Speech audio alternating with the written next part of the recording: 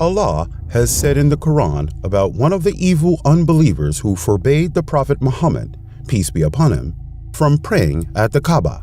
كلا لئن لم ينته لنسفعا بالناصية. No, if he does not stop, he will take him by the Nasiya, a lying, sinful Nasiya. Why did the Quran describe the front of the head as being lying and sinful? Why didn't the Quran say that the person was just lying and sinful? What is the relationship between the front of the head and lying and sinfulness?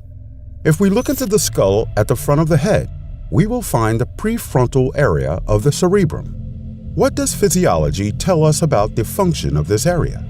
A book entitled Essentials of Anatomy and Physiology says that this area, the motivation and the foresight to plan and initiate movements, occur in the anterior portion of the frontal lobes, the prefrontal area. This is a region of association cortex. Also, the book says in relation to its involvement in motivation, the prefrontal area is also thought to be the functional center for aggression.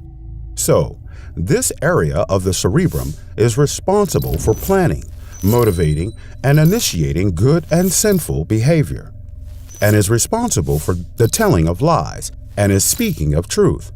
Thus, it is proper to describe the front of the head as lying and sinful.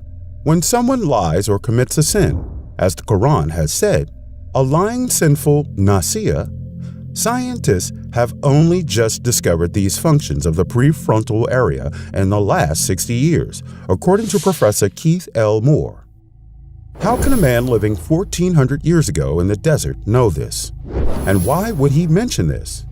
Where did this knowledge come from? Was he a scientist? Did he just guess? How could an illiterate man who was a shepherd come up with a book in a society where 95% of the people were illiterate?